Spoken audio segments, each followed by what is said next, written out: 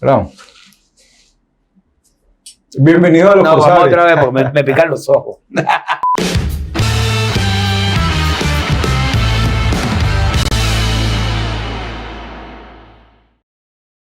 Bienvenidos a los Corsarios. Más piratas imposible. Gracias para este segundo programa de temporada, nuestro noveno programa desde que decidimos iniciar este proyecto. Y bueno, agradecidos también con toda la audiencia del programa pasado de La Vinotinto, que tuvo muy buena receptividad después de tanto tiempo sin haber Nuestra hecho vuelta, programa. sí, nuestra vuelta. La verdad, agradecidos por su audiencia. Tenemos gente que todavía nos quiere, ¿vale? Amén.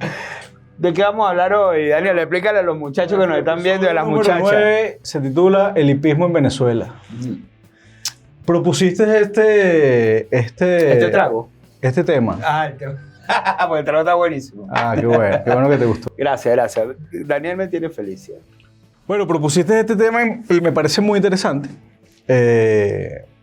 Luego yo te hice una contrapropuesta para que sea tratarlo en este programa. Rodney y Daniel en la presentación, nuestro amigo Fabricio detrás de cámara.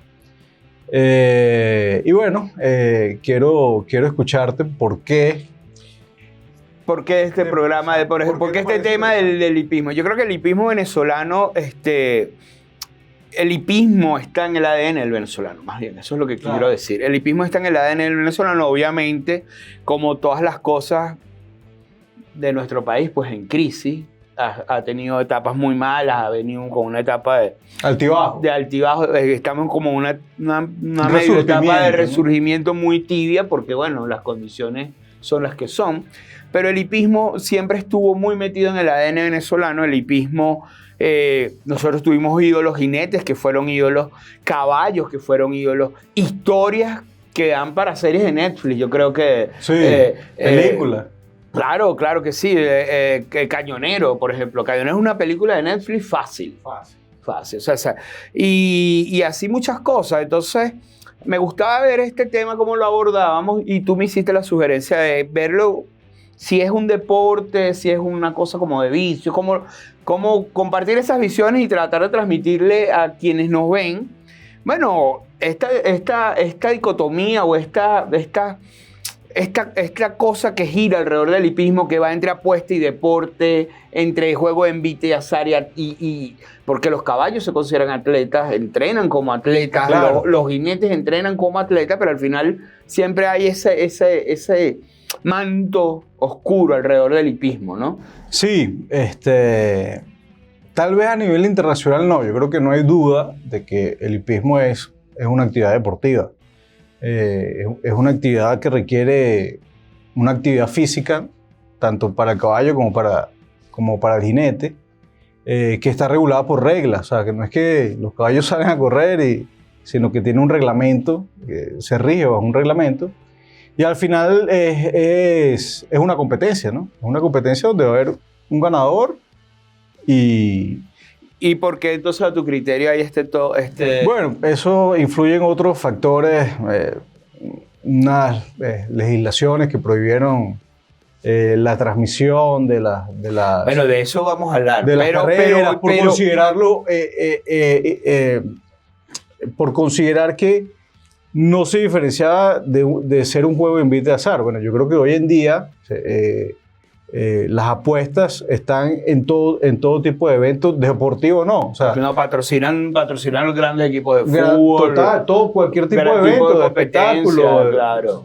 Mis universos. ¿Puedes apostar quién gana en mis universos? Por ahí?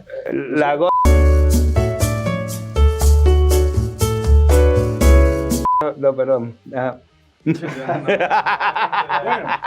Pero volviendo al tema del hipismo como un deporte, yo creo que no hay duda de ello.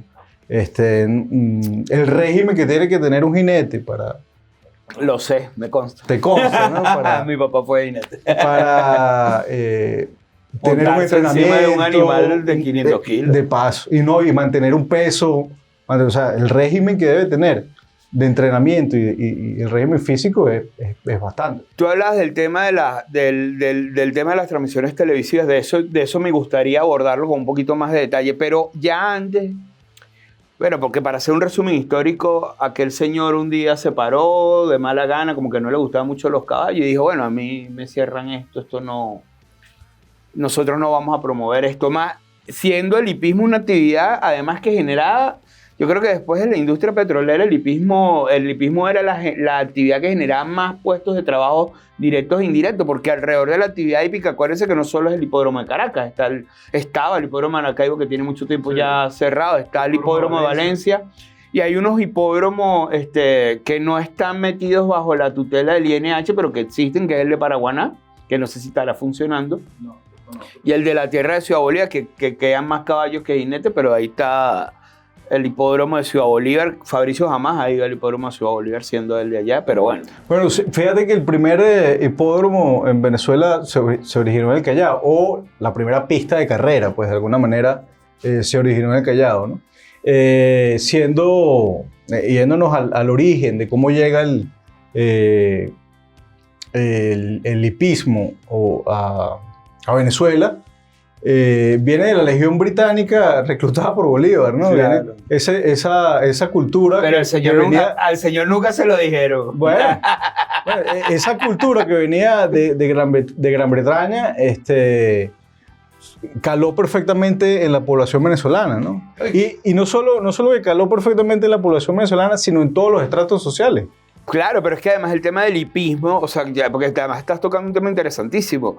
El tema del hipismo visto inclusive desde nuestra identidad como nación. Sí, o sea, no. Páez y sus lanceros. ¿A bordo de qué iban estos genios estos militares que con 10 caballos y tal podían acabar un símbolo fundamental del escudo nacional es el caballo, ¿no? Que simboliza claro. La libertad, básicamente. Lo tenemos ahí. Páez Interesante el jinete.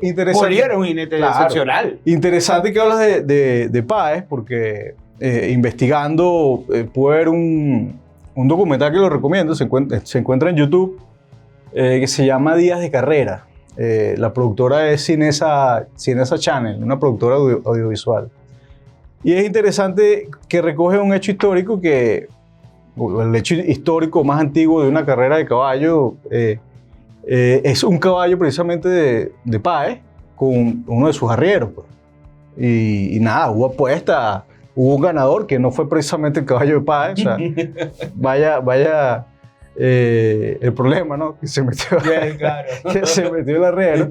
Y siendo lo que me causó más impresión de esta anécdota es que una de las carreras de la Triple Corona Nacional es precisamente el clásico José Antonio Páez, ¿no? Claro, es que es un reconocimiento a esa... Bueno, claro, y el clásico Simón Bolívar no es solo también uno de los más importantes de nuestro país por ser Bolívar quien es a nivel...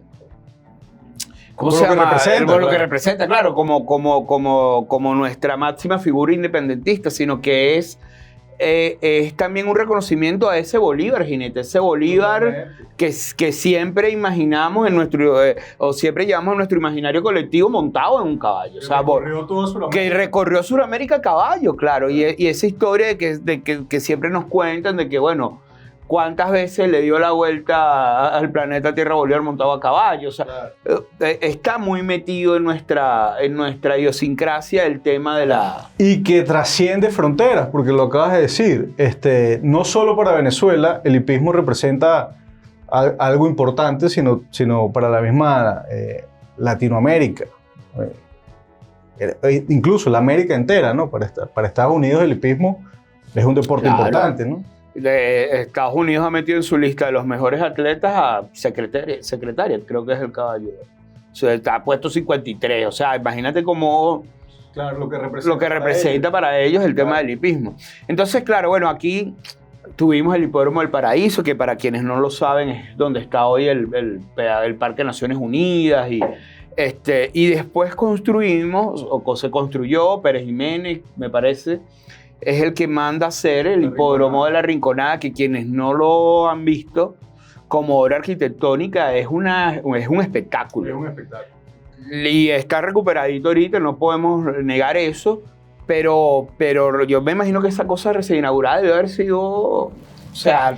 No, y lo que representaba para la ciudad caraqueña ir tanto al hipódromo del Paraíso como al hipódromo de la Rinconada. Rinconada, ¿no? Era todo un evento social. Claro. Importante. O sea, los domingos eran importantes. Claro. Estar ahí. Ahí estaba la crema de la Claro, y crema. había una tribuna popular, una tribuna más o menos, una high, y una más high todavía. Y el Jockey ¿no? Club. O sea, y el Jockey Club. No, y que también iba ligado, o estuvo ligado el desarrollo del hipismo, de alguna manera, bueno, primero que nada, a la promoción que hacían los diferentes Jockey Club que existieron durante la historia, pero también a la afición del determinado caudillo que mandara en determinado momento, ¿no? Claro, porque el hipódromo del Paraíso lo hace, si no estoy equivocado, Gómez, ¿no? Cipriano Es el que lo manda. Sin embargo, Gómez, al tumbar a Cipriano, no solo se hace dueño y señor de Venezuela, sino que también dueño y señor del hipismo, ¿no? Claro. Algo que yo no sabía y que pude investigar para el programa es que el primer aras de Venezuela era de la familia de Gómez. Pero.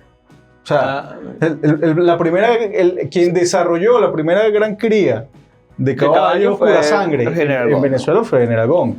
Y eso, bueno, debido a su afición ya evidentemente a su situación de poder. Bueno, porque definitivamente el hipismo no es económico. Había una anécdota interesante que, bueno, el primer gran caballo padrote que llega a Venezuela lo trae Gómez, o sea, va al Stuckbook británico, nada más y nada menos, a hacer una subasta por el caballo y le dice, no, mira, pero es que ese caballo es inglés, tiene un pedigrí excepcional, no sé qué cosa, no se lo podemos vender, pues, o sea, no puede salir de Inglaterra. Pero bueno, había algo muy importante que estaba desarrollándose en el gobierno de Gómez, que nada más y nada menos que el petróleo y los intereses económicos de la misma Gran Bretaña. Hermano, véndale el caballo. Véndale dos. Exactamente. Y vinieron dos grandes ejemplares donde como base o fundamento de la gran cría de caballos pura sangre en Venezuela. Pasaba la negociación del petróleo, que no, para que tú veas. Entonces, yo pienso, fíjate que bueno, ahí están nuestras raíces y son raíces importantes, pero el tema de la era dorada del hipismo, que yo creo que no, más o menos estamos todos de acuerdo, va entre los años 60 y 95, más o menos, está vinculada al desarrollo de la televisión. Y la radio. Claro. Primero la radio. Primero la radio. Y los años 50 la televisión. Primero la radio, pero la época dorada está vinculada estrechamente al nacimiento de la televisión y al desarrollo de la televisión en Venezuela y a la figura, y a una figura muy, muy importante también del Estado Bolívar. Virgilio de Can, Ali Can, claro. Que es un ícono del hipismo venezolano. Claro, la voz de Ali Can está...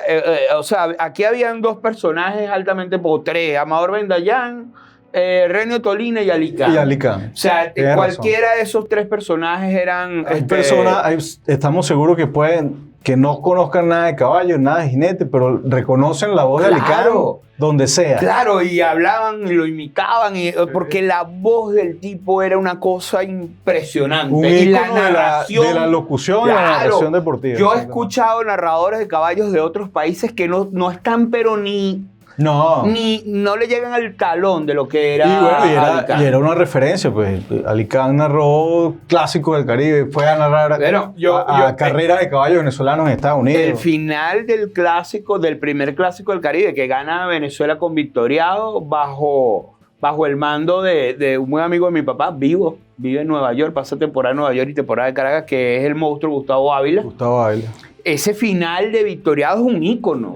Es un ícono de la narración. De hecho, vamos a ponerle un pedacito aquí. Categoría, el rebelde y Victoriado deciden el clásico internacional. Victoriado por el centro con Gustavo Ávila contra el caballo. Victoriado.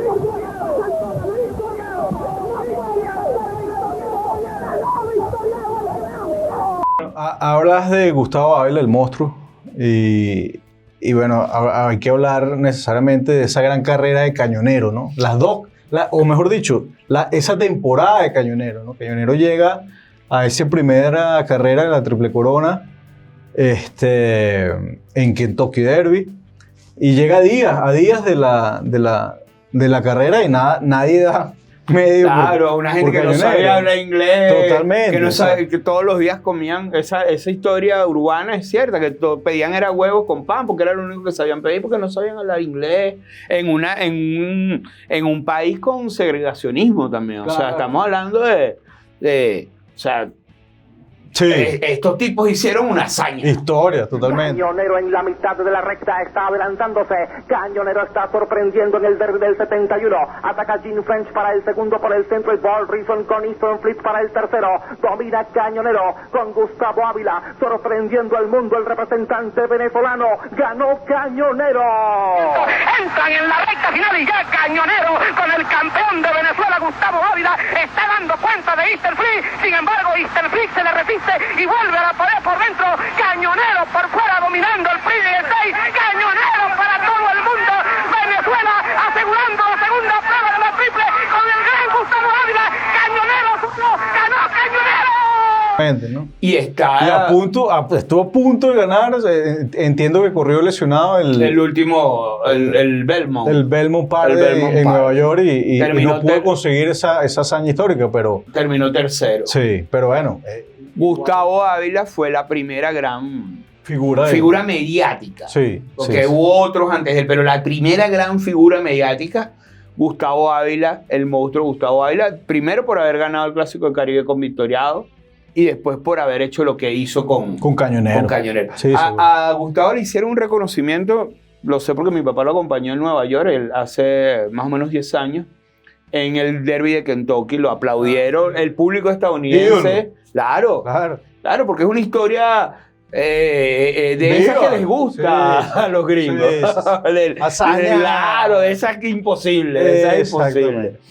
Entonces, bueno, con Gustavo Ávila se me viene una de las primeras grandes preguntas del programa que quisiera hacerte y es, ¿quién es para ti el mejor jinete de Venezuela, de la historia del hipismo venezolano? Claro, yo bueno, indudablemente Gustavo está en mi top 5 sin duda alguna, pero después de Gustavo vino una generación de jinetes increíbles, sí, seguro. Increíbles con un fuera de serie, una especie de Jordan del hipismo, es un tipo que está a otro nivel. Bueno, buena comparación. Claro, sí.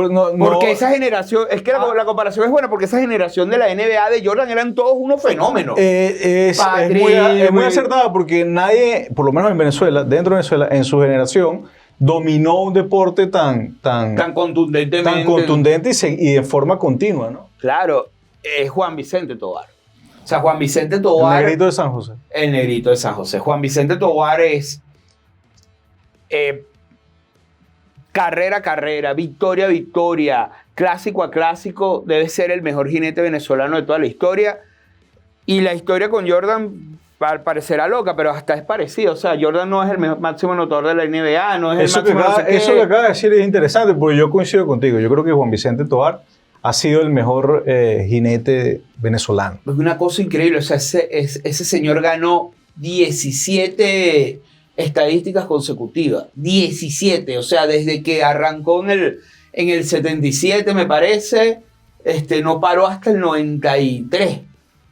Sí. Hasta el 93. O sea, fue una cosa bárbara. Sí.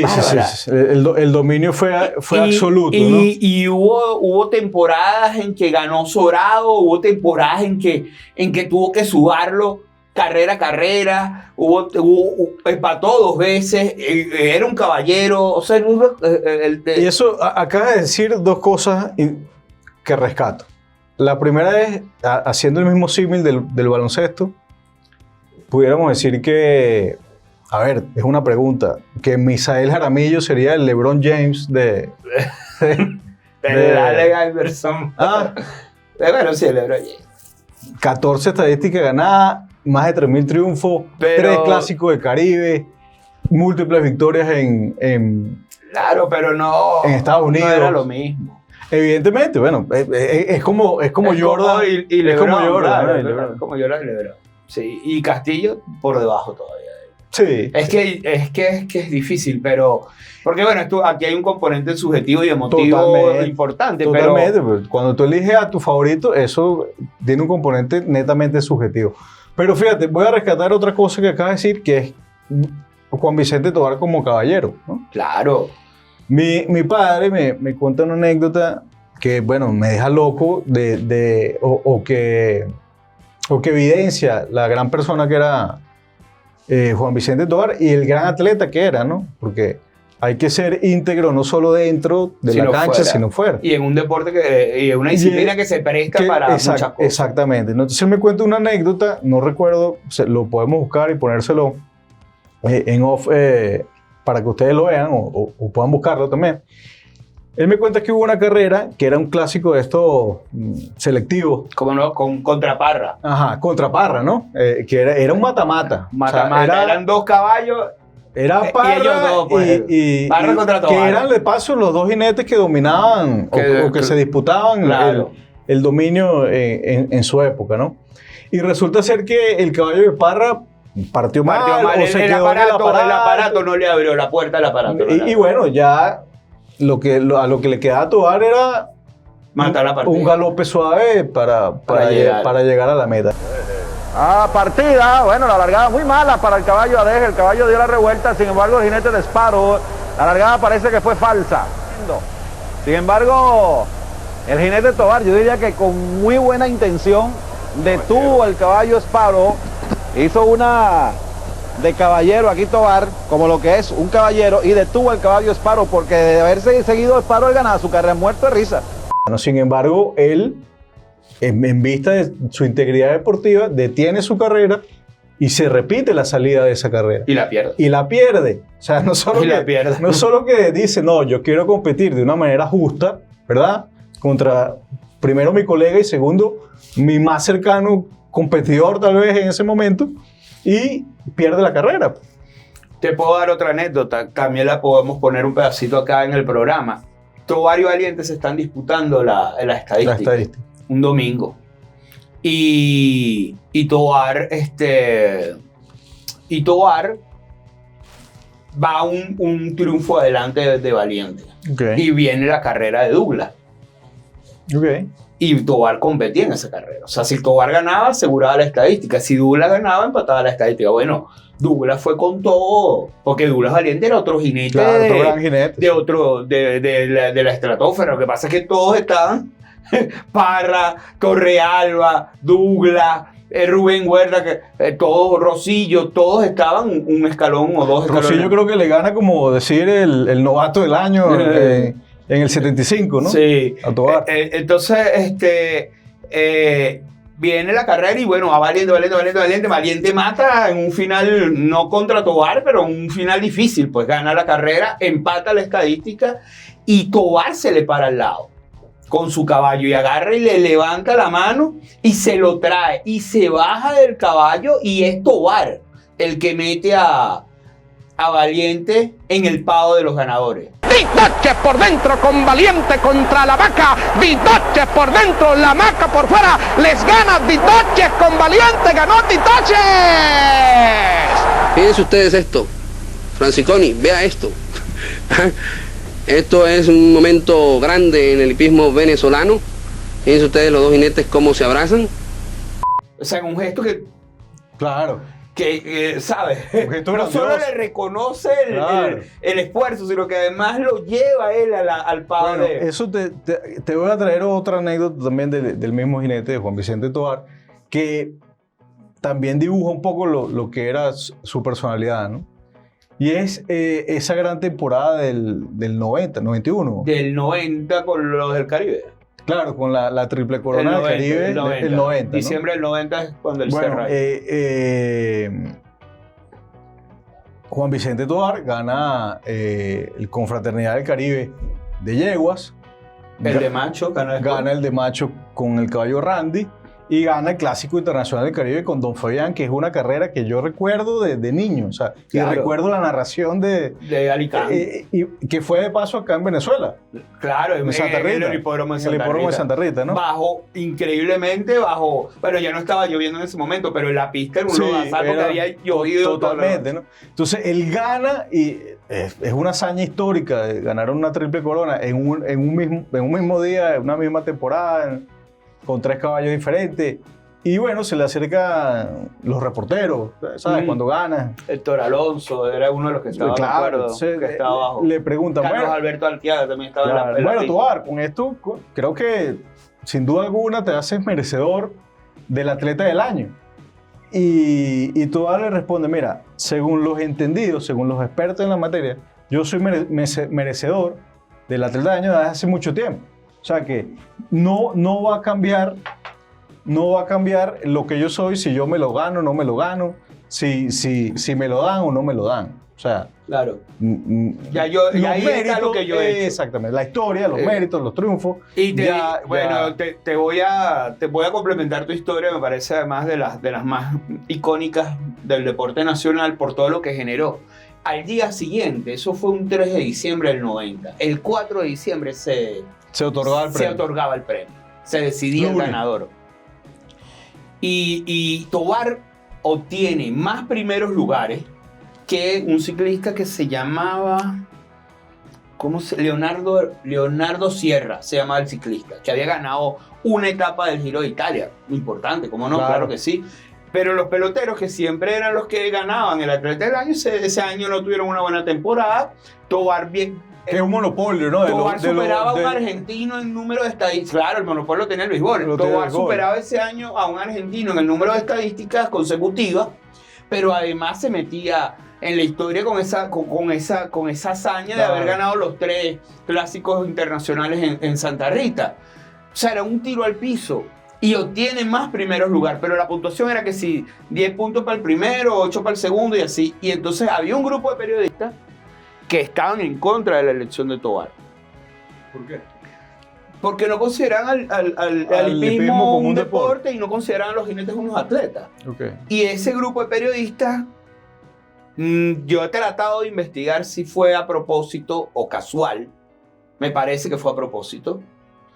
Porque Tobar no tiene, hay 7 séptimos puestos de Tobar. Qué casualidad. O sea, no es que hay un quinto, un sexto, un tercero, no, hay 7 séptimos puestos.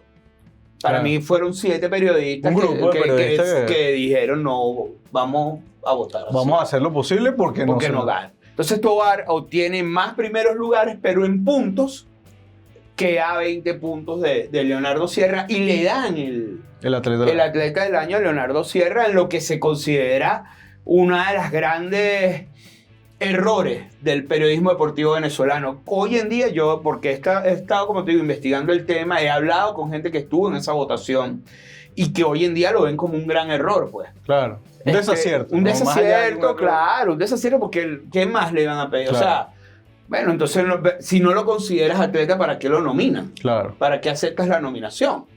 Entonces, bueno, lo aceptas la nominación porque unos consideraban que era un deporte y otros no. Pero entonces después pasa esto que pasa. Claro. Y que al final, yo me acuerdo haber estado en la Hemeroteca Nacional y haber leído manchetas. A Tobar se le hicieron 10.000 homenajes después de la hazaña de Santa Rita. 10.000 homenajes. O sea, era una cosa, Leonardo Sierra pasó por debajo de la mesa. Porque era una cosa que tú dices, cónchale, ¿por qué? Pero bueno, al final... Sí, pero al final los premios también tienen un gran... O sea, los premios no el ganar la carrera, no el ganar el clásico, no el ganar una estadística que va a algo objetivo, sino estos premios tienen un gran contenido al final de eso, ¿no? Subjetivo de quien lo otorga. Claro, total. Pero, y bueno, al final la historia es la historia. O sea, al final Tobar está donde tiene que estar. Leonardo está donde tiene que estar. Indudablemente un gran ciclista. Logró cosas, pero... Sí, no se le quita el mérito, no se le quita el mérito, exacto. Pero Tobar está donde tiene que estar. Y al final el periodismo deportivo, cuando Tobar toma esa decisión insólita, porque hay que estar adentro de esa mente y de ese cuerpo, de irse de este mundo de la manera en que él decidió irse, para que el periodismo deportivo saliera a abrirle las puertas de par en par y ¿sabes? Salón de la Fama y homenajes y más homenajes. Para un tipo que se lo merecía, porque era una leyenda. O sea, Claro. lo de Tobar fue legendario. Claro, claro. Mira, otra anécdota de Juan Vicente Tobar. El Pumita José Luis Rodríguez venía ganando la estadística cómodo. Creo que fue la última, la del 92. Que él ganó. Ahorita no lo tengo claro. Y el Puma se lesiona. Se cae el caballo y una caída importante, porque la caída de los jinetes suelen ser, bueno, hay jinetes que lamentablemente han fallecido por caída. Rubén Huerta es uno de los que yo recuerdo. El jinete que Tobar sustituyó, porque en aquella carrera con Randy, en el Confraternidad de Machos del 90, esa carrera no la iba a correr Tobar. El jinete de esa carrera era... Oye, yo lo tengo por aquí, por eso que yo saqué la computadora. No me acuerdo quién era el jinete de la carrera ahorita, pero él sustituye a ese jinete. Él sustituye a ese jinete porque se lesiona. Ese jinete se lesiona. Y los dueños dicen, bueno, aquí está Tobar. ¿Para dónde vamos a agarrar? Vamos a montar al hombre en el caballo y el caballo respondió, él hizo responder al caballo. Y ese jinete después sufrió de esa deportiva, claro, ¿no? De no trabajar el caballo a sacarle mayor rendimiento. De saber lo que el tipo hacía. Y ese jinete, que ahorita, chico, no recuerdo el nombre, ¿vale? Él tuvo una caída también. Y estuvo años en unidad de terapia intensiva. Años hasta que falleció. En virtud de la caída. En virtud de esa caída. O sea, el hipismo además conlleva ese riesgo que de repente no tienen otros deportes. Sí. Que, ¿sabes? Entonces, claro, tú dices, bueno, José Luis Rodríguez se cae, el Pumita iba adelante como en la estadística, y Tobar, lo sé porque me lo dijo su hija, en una oportunidad estuvimos hablando, y me dijo, mi papá llegó a la casa y dijo, yo a lo voy a empatar, pero no lo voy a pasar. Y Tobar llegó a la última jornada, empató la estadística, le quedaba una monta para matarla. Y no la tomó. Y no la tomó. Se decidió bajar del caballo. La integridad deportiva. La integridad deportiva. O sea, de Tobar nunca se escuchó algo de para caballo. Yo he hablado con entrenadores que me han dicho que Tobar tenía una metodología, que a ellos no les gustaba Tobar. Algún entrenador por ahí me lo dijo, que no le gustaba Yo escuché algo similar. No le gustaba Tobar del todo porque él tenía como una metodología y ganaba las carreras de una manera más o menos similar. Pero funcionaba, amigo. O sea, al final, que no era la mejor silla, que no tenía el mejor estilo, el estilo más bonito, el estilo más vistoso. Perdón. Bueno, es cuestión ya de debate, pero ahí están los números, ahí están victorias, ahí están los clásicos, claro. Ahí están las hazañas. O sea, y a raíz de Tobar y de esa dupla, Tobar-Ali Khan, de esa dupla que vimos por televisión, que veíamos en Monitor Hípico, porque así como la gente iba al hipódromo... La bola continental. La bola continental, la gente se paraba. Claro. No, eso era un espectáculo. El domingo el televisor estaba puesto en el canal 8. Y el estar abajo, y de niño lo viví, el correr hacia la cerca. Claro, a ligar. En lo que se acercaban los caballos, ¿no? Eso era algo mágico. Entonces, esa magia, para mí, va ligada de dos nombres, el de Ali Khan y Juan Vicente Tobar. Sí. Y después de ello, una generación de entrenadores fabulosa. ¿Cómo se llama Daniel? Daniel Pérez, Cachazo, Velardi. Claro que sí, o sea, entrenadores que le dejaron al hipismo cosas muy importantes, sí. Que después... Siendo otros actores del deporte, ¿no? Claro. Entonces, después pasó lo que pasó. Ahora te pregunto yo... En 1998 pasaron cosas. Te pregunto yo, ¿quién fue el mejor caballo? ¿Cuál fue el mejor caballo? ¿Cuál fue el mejor caballo que tú recuerdes? Chamo, yo recuerdo Trinicaro. ¿Trinicaro? Yo recuerdo... Trinicaro le va a ser del 83, 84. Era una yegua, ganó la triple corona. Es más, creo que ganó la triple corona con Tovar. Con no estoy Tovar. seguro ahorita. Claro, Tovar siempre habló muy bien de Yelinot. Sí, ese Siempre era dijo que era su favorita. Ese era su Que era su favorita. Había un caballo, caballo idílico. ¿Cómo se llama este caballo? yegüe. ¿Ah? Su yegüe Sí, idílico. sí. De hecho, bueno, hay cosas de Tovar. Dicen que el primer casquillo de oro, la primera temporada que él gana, ese objeto estaba guindado encima de un clavo muy particular. Y cuando van alguien a su casa le pregunta, bueno, pero ¿por qué está guindado ahí? Porque ese fue el clavo que le pusieron a él en en la pierna. En el fémur. En el fémur. En el fémur. Cuando él estuvo una Él caída casi muy se fuerte despide que casi se despide del hipismo. Del hipismo. Entonces, o sea, Tovar tiene muchísimas cosas, ¿no? Muchísimas cosas. Pero Sí, bueno, hay un aura mística. claro, que Tovar se mandó un carrerón, que le costó mucho ganar el Simón Bolívar. Sí. Se lo Y ganó una sola vez, creo. Creo que lo ganó 2 veces. Y en una vez se mete un carrerón con Torreal, no me acuerdo cómo se llama este caballo. Bueno, ya me acordé. Yo sé que producción va a meter el final de esa carrera. Venían Torrealba y Tovar cabeza a cabeza y Tovar sacando lujo de todas las herramientas que poseía, las aplicó en ese final contra Torrealba, y Torrealba en un acto que para muchos fue de viveza cuando vio, porque Tovar se le cruza para que lo pase.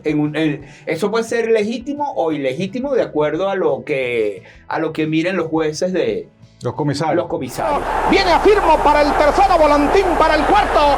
Gallardete crecido, pero Aragonero corre mucho pegado a la baranda interior.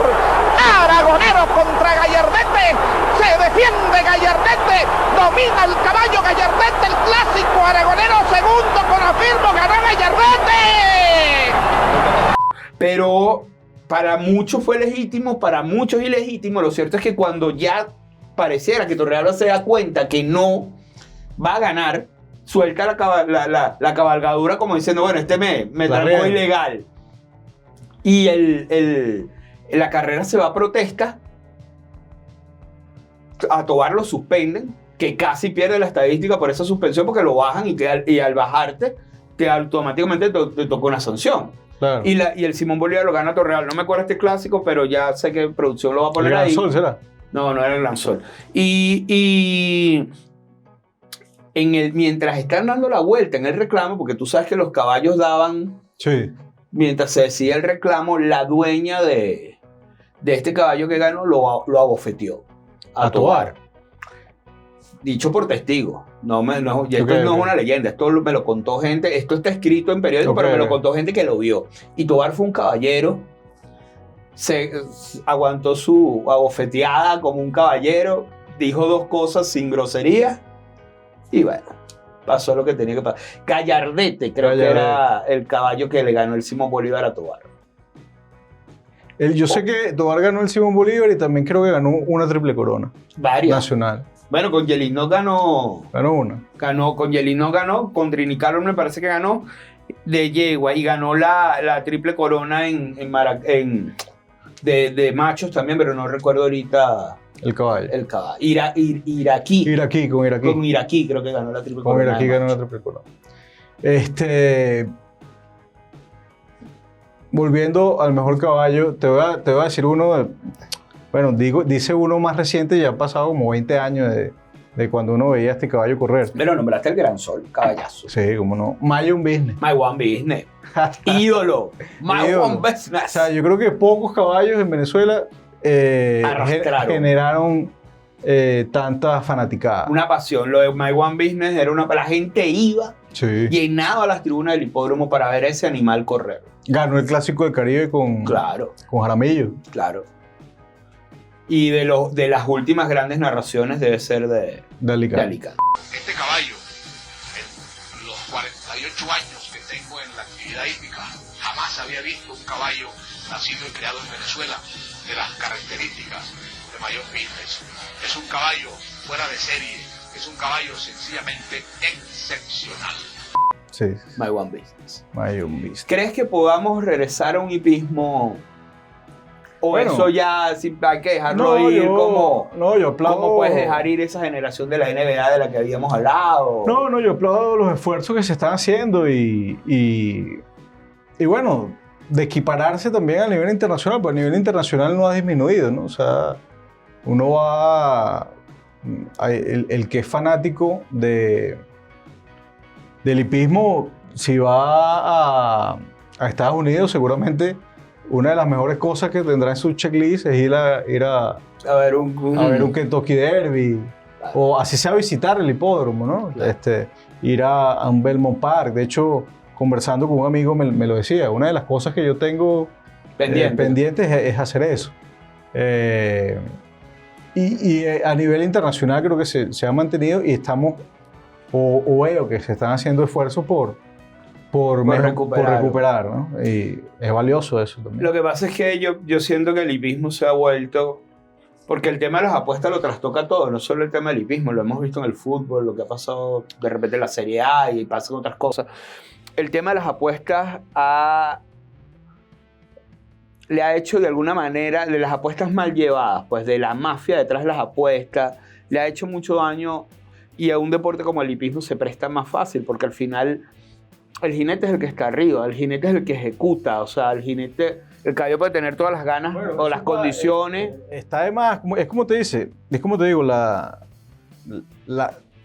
trampa o la evasión a las reglas en todo deporte está mucho más que demostrada. O sea, claro, no es solo algo del hipismo. No es algo que vaya intrínseco a un deporte en específico. O sea, si ustedes ven por allí... El ciclismo o Armstrong, por ejemplo. Para no irnos muy lejos. Por no irnos muy lejos.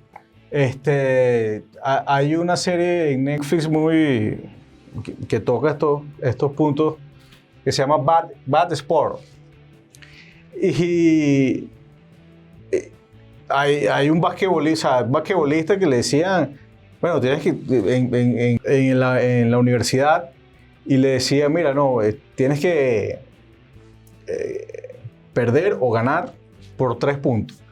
Y el tipo tenía tal control del partido que el tipo ganaba por 3 puntos. O sea, y creo que en esta misma serie, en este mismo seriado, hay un árbitro, también del baloncesto, ya al nivel de la NBA, que también había un manejo. O sea, no es intrínseco a un deporte en específico. Entonces, es igual que las apuestas. Las apuestas se ejecutan en todos los deportes, en todas las categorías, en todo. O sea, claro. Yo recuerdo la primera vez que yo fui a ver a mis vecinos jugar en un equipo de béisbol preinfantil, había un señor que te vendía papeletas de quién metía el primer hit. ¿Cómo no? En el estadio te lo vendía. Claro, quién llegaba a primera, quién llegaba a segunda. En el estadio te lo vendía. Yo me acuerdo que eso a mí se me quedó grabado, yo siendo un... Cuando yo iba al estadio con mi papá me acuerdo de esa... Totalmente. Eso no me acuerdo cómo que la llaman. Pero era apuesta, al final era la polla, la quiniela, no sé qué carrizo. ¿Quién anotaba la primera carrera? O sea, en un partido de fútbol aficionado. Había 1000 apuestas. En un partido de fútbol aficionado de nuestros amigos, que fui a jugar una final con un equipo, no vamos a poner nombre para... En el partido hubo una apuesta. Bueno. Entre uno del otro equipo contra uno de los nuestros. Nosotros ganamos y el tipo llegó. O sea, es lo que tú dices, la apuesta está en todo. Está en todo, entonces no... Pero ahora... Para cerrar, no solo que esté en todo, sino que también es controlable. Para cerrar el programa, pues ya creo que estamos ¿cómo vamos ahí? 41. Bueno, estamos pasados. Pero esto me lleva a una pregunta interesante, que no tiene nada que ver con el hipismo, pero el caso Pete Rose. O sea, ¿qué piensas tú del caso Pete Rose? Te recomiendo un libro del profesor Rafael Chavero, abogado venezolano, que se llama La integridad en el deporte. Y él toca allí unos casos interesantes, muy emblemáticos del deporte mundial. Uno de esos es el de Pete Rose, ¿verdad? Que, bueno, viene el caso porque se trata de las apuestas. Pero bueno, hay otros casos que él desarrolla allí muy interesantes, como es el caso de Maradona, con el tema de las drogas.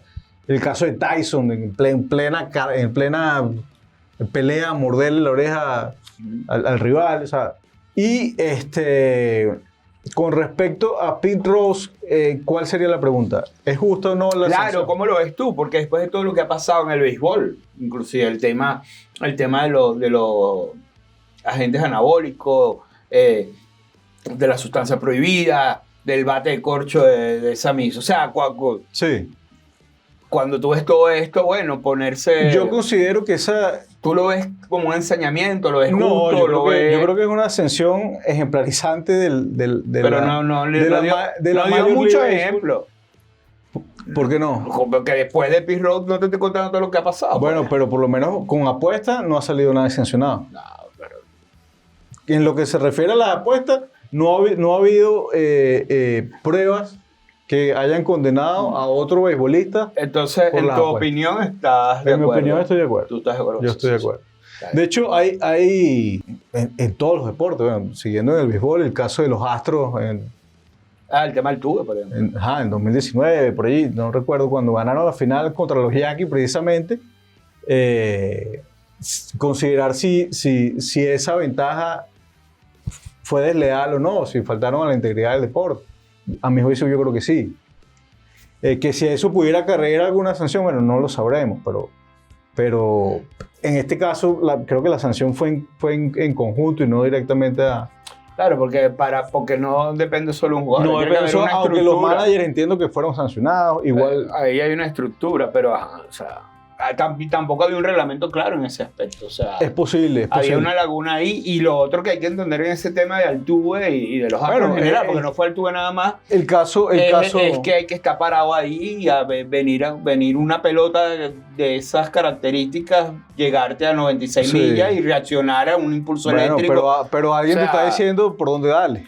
Claro, O sea, pero eso- ahora dale. Bueno, pero eso es de- Pero ahora dale. pero algo, ¿en qué se basa el béisbol? Pero Ya, es que- está es que- bien, está bien. Yo comparto tu idea, Ok. no estoy en contra Bueno, de ella, sí, pero será interesante pero para- imagínate el pelotero que los hay, con la habilidad de saber en fracciones de segundo el determinado movimiento de brazo cómo va a hacer el lanzamiento. Bueno. O sea, claro, ahí está la habilidad del jugador y no una ayuda externa. Yo Pero te entiendo el ¿cuál punto, es la pero- base del béisbol? La posibilidad que tiene uno, el pitcher, de engañar al bateador. Básicamente en eso consiste el béisbol como, Bueno, no, como de fundamento. de engañarlo Entonces, es si un tú- decir. Yo si- creo que de pasarlo. El engaño Bueno, es válido, por eso bueno. está el cambio de velocidad, pero no es no se basa solo en el engaño. Bueno, pero O sea, como que tú me digas que el fútbol, Pero- la cosa es el driblarlo y engañar al otro para pasar. pero O sea, una hay ventaja, un pero hay montón una de cosas ventaja, más. hay una ventaja que saca Porque a lo, de mejor forma, a lo mejor no lo engaña, pero están tus compañeros ahí para hacer la jugada. hay para una tirar ventaja secada. totalmente desleal desde mi punto de vista. Mm. Pero eso lo pudiéramos desarrollar en otro tema. En otro tema, igual que el caso de tu equipo y